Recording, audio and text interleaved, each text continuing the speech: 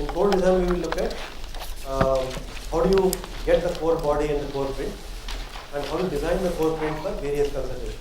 We'll look at least 3 considerations.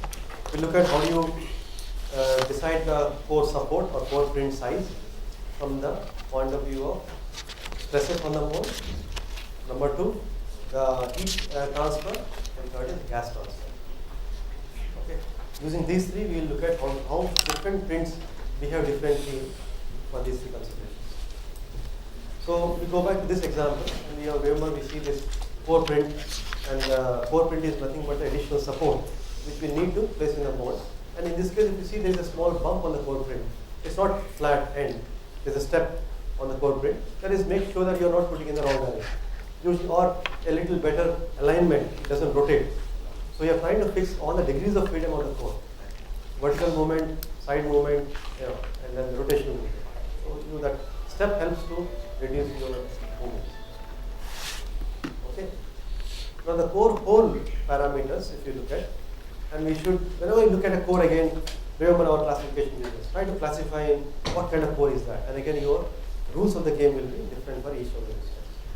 First rule you look at is how many openings the core has. Is it a blind hole only with one opening? Is it a through hole with 2 openings?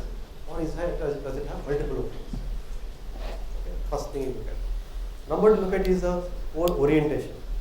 Is it by and large core orientation horizontal or vertical or inclined? Then is it a internal core, which is the type of typical core we're talking about, or external core?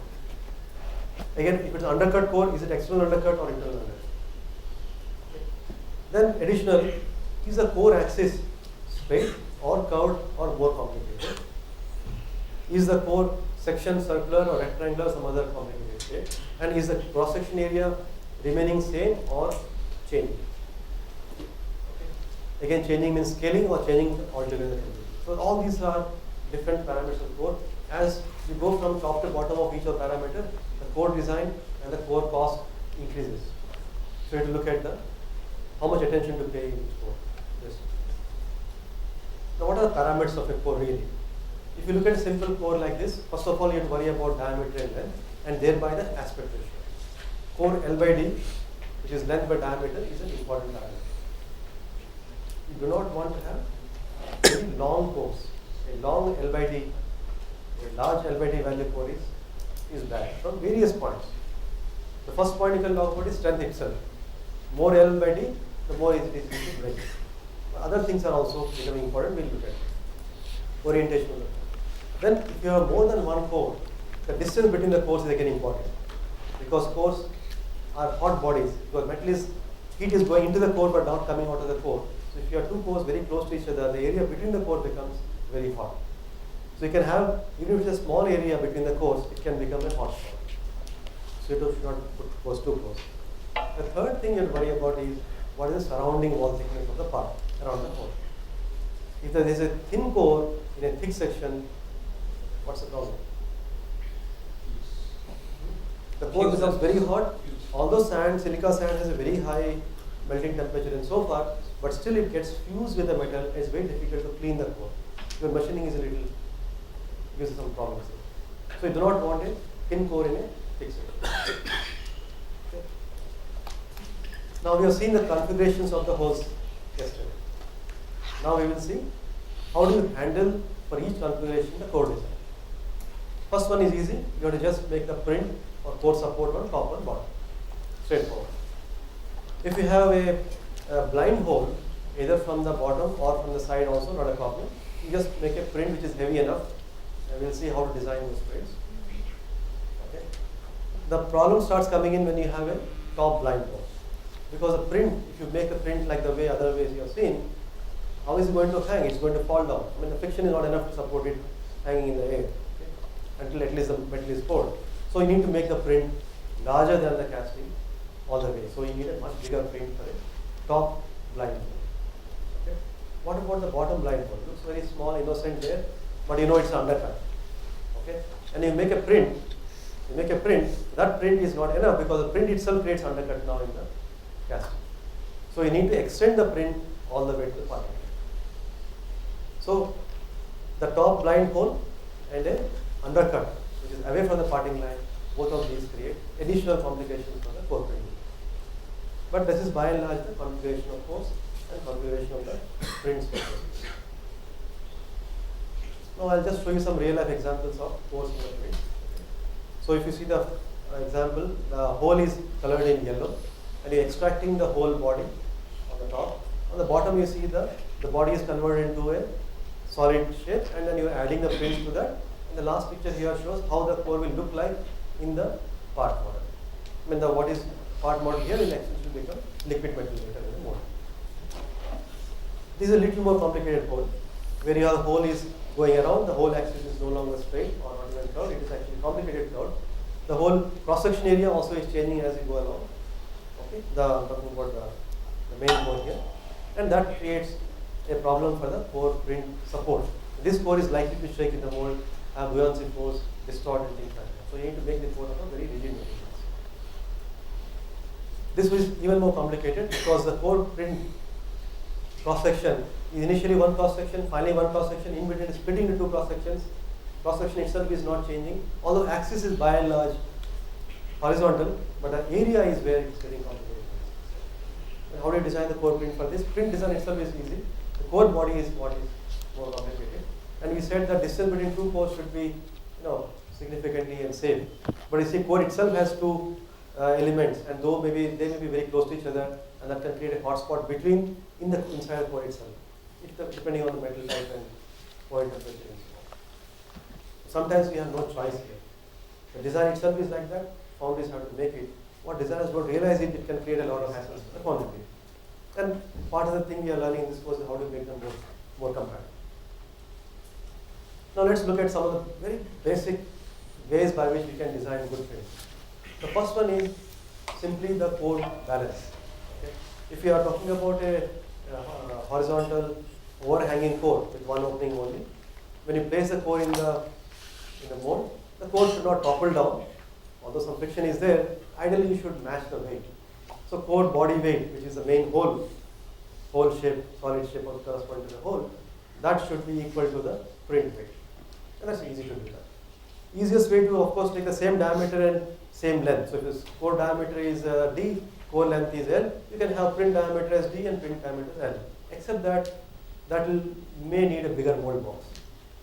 So you try to reduce that by reducing the diameter, reducing the length of the print, increasing diameter, but making sure that the core body, WB is body, P is a print.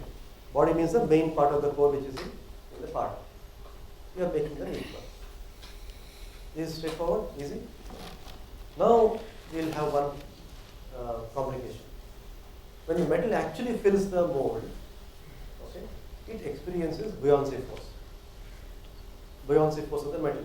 So if you see the force diagram of the core's weight acts downwards, but the buoyancy force always acts upward.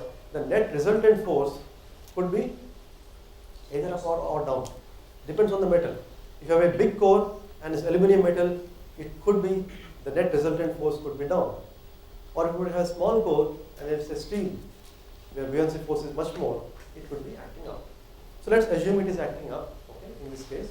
How to calculate this? The stress on the print, sigma P is the stress on the print.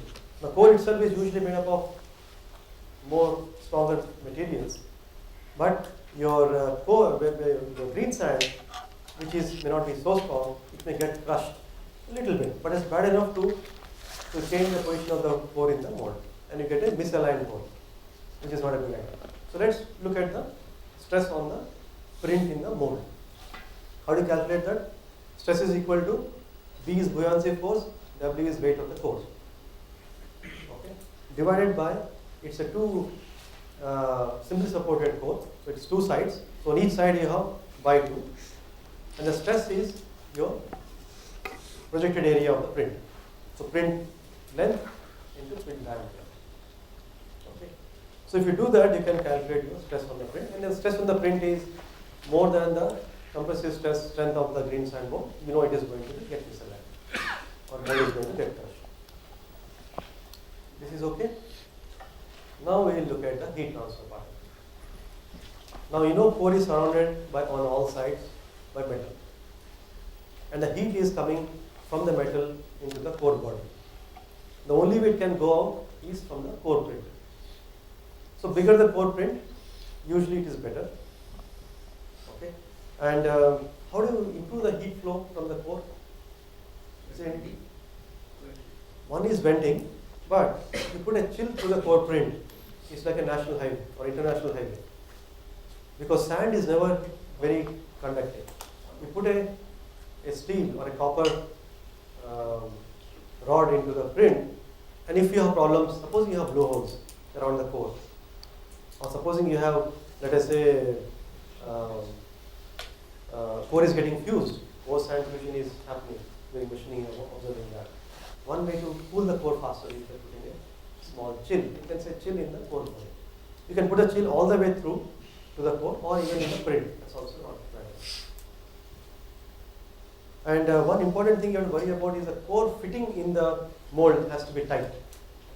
If the core is not fitting in the mold tightly, you have a air layer between the core print and the mold, and the air always acts like an insulation. Remember that. A better fitting always gives you better heat transfer. Okay? Clear? Now that is only one. The second problem of the core was the heat. But the third problem is the gas. Core is always made up of some resins, and those resins will burn when they come in contact with the molten metal, creating gas.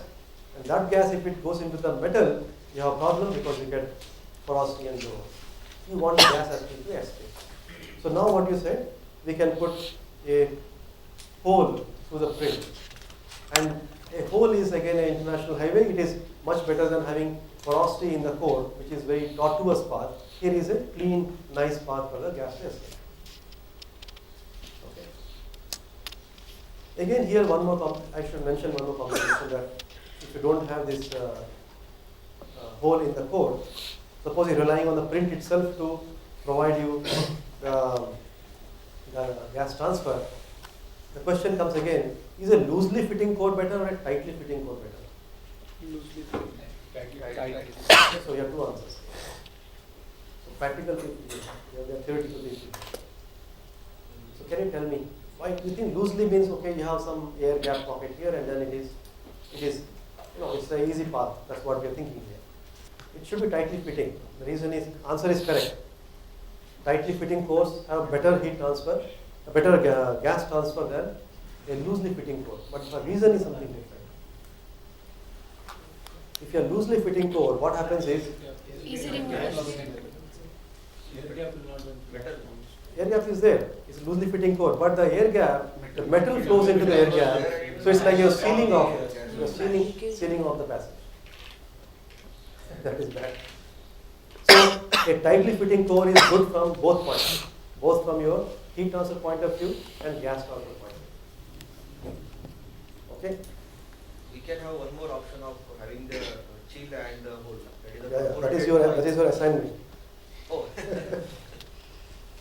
Okay, so let me summarize and then I'll open up that slide.